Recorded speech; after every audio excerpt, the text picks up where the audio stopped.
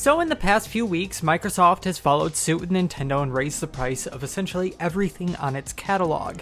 GTA 6 has been delayed, and the gaming community has been faced with a completely new divisive argument. Should games like GTA 6 that are highly anticipated and predicted to be quite good be allowed to release at a higher price than other games on the same market? Or, in other words, should the price of GTA 6 be raised above even new prices for video games? Starting off, we're going to talk about the new prices for Xbox and Nintendo games, consoles, and accessories. It all started with a rumor that GTA 6 was going to release for $100, and now here we are.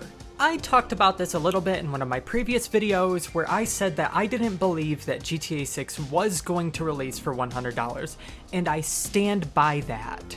I believe I may have also mentioned that the price of games would probably increase, but at most it would increase to $80. Unfortunately, it looks like I was right, and we did get a price increase a lot sooner than I expected. But in this video, I'm going to talk about why I don't think that is beneficial for the gaming industry at all. Recently, it has been a massive argument within the gaming community that games do not offer enough content for the price that you pay. And oftentimes when content is added to these games, it tends to be locked behind a paywall. Free-to-play games have probably been the worst perpetrator of this issue, but it's undeniable that it has become an issue within the AAA gaming space as well. Not to mention, these companies are actively laying off tons of employees and incorporating AI. So there's an opportunity here. Increasing the price of games could lead to more jobs within the gaming industry. It could lead to better games with more content. It could lead to less content being locked behind a paywall. And it could lead to less AI. But that's all under the assumption that this is happening because the gaming industry wants to improve. Now, obviously, game development has gotten a lot more costly over time, but it's never been unprofitable. In fact, the only reason these studio execs want to increase the price of games is because they know they can.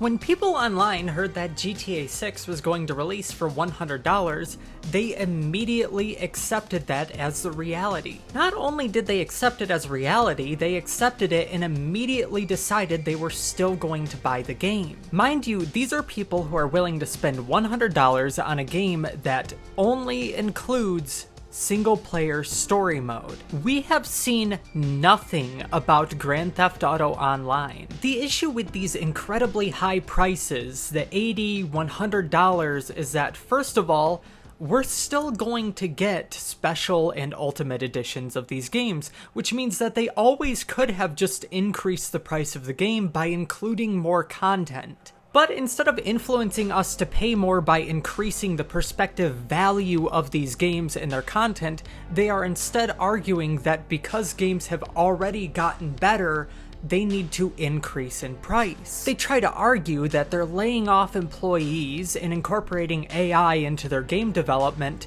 because they simply don't make enough off of these games, and that isn't true. The gaming industry is one of the most profitable industries in the entire world. It makes more money than the movie and music industries combined. It feels like we've just left an epidemic for games that underdeliver on their promises, and now that they're increasing the price of games, we're just meant to believe that, oh, suddenly the quality of these games is going to get better. The saddest part is, I and many other people would be willing to pay $80 for newer video games. It's not outside the realm of possibility. But I would have to be assured that the game did not include AI in the process of its development. I would also have to watch numerous reviews to see if the game actually delivers on its promises. And again, unlike movies and music, video games aren't short. Many games, like the new Borderlands game, are heavily reliant on their endgame content. This content can take multiple days or even weeks for some players to reach. By the time many content creators have had a chance to make a review on these games, many players have already bought and played them. Like I said, I think many people would be willing to pay $80 for a video game. but not when there are still so many issues within the gaming industry that are actively being ignored. It really just feels like bad timing. Moving forward, I wanted to talk about the delay of Grand Theft Auto 6's release. If you haven't already heard, Grand Theft Auto 6 is going to be delayed until May of next year. That means we are once again over 1 year away from the release of the game. Not too long afterward, we also got our second trailer of Grand Theft Auto 6, and this one actually included some tidbits of gameplay. Now, I'll be honest, I was a little disappointed that we didn't get to see more gameplay, but now that the game's been delayed, that makes a bit of sense. We also got our first good look at the story, some of the characters, and the relationship between Lucia and Jason.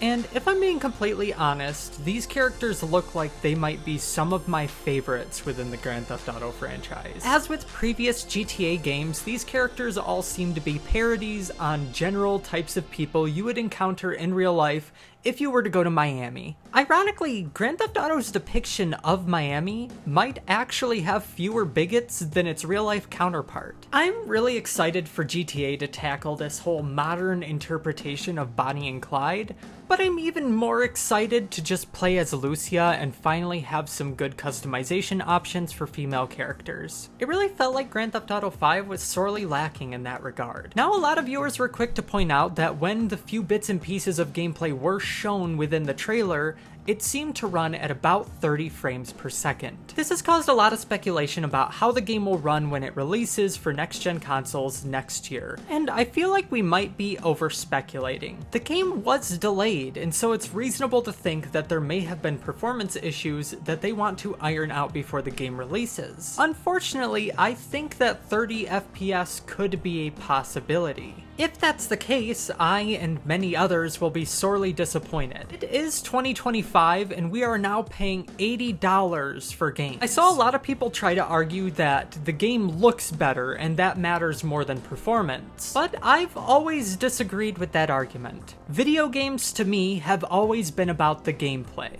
When I buy a video game, I want good game mechanics and good game performance. Art style, graphics, and overall aesthetic are very important to me, but they always come third to those two things. Ultimately, a game could look amazing, but if it doesn't perform well or have good game mechanics, it is useless to me as a video game. And if GTA 6 releases at 30 frames per second, I don't think it's worth $80. For our last topic, I wanted to talk about a recent controversy that has risen within the gaming community, because obviously we can't go a few months without a little bit of infighting. I've seen a lot of people suggest online that video games like Grand Theft Auto 6, games that have a lot of anticipation surrounding them, should be able to release at a higher market value than MSRP. In other words, games like Grand Theft Auto 6 would be able to release for upwards of $90 or $100 as opposed to $80 like other games. This might be the dumbest thing I have ever heard. As I stated earlier in the video, we just got out of an epidemic where games weren't delivering on promises they made during development. Why the hell would we encourage them to charge more? Because they promised a better game? All that leads to is shattered hopes and empty wallets. This is exactly why Ultimate and limited editions for games became less popular. People have spent hundreds of dollars on special editions for games on content that they never make it to. Most of the time it's because the second they pick up the game, they realize they've wasted their money. And I think a lot of the people who are making this argument are children, people who literally do not buy these games for themselves. They correlate high prices with high quality games. Most of them haven't even been alive long enough to realize that Grand Theft Auto 6 won't release with Grand Theft Auto Online. Now, there's a chance that could change in the future given that Grand Theft Auto 6 was delayed an entire year, but chances are we will get almost no promotional material for Grand Theft Auto Online until the game releases. If GTA 6 releases for $100, you're paying $100 for a story mode and undelivered expectations. Ultimately, I think a lot of this controversy will be shut down in time as we learn more about Grand Theft Auto 6.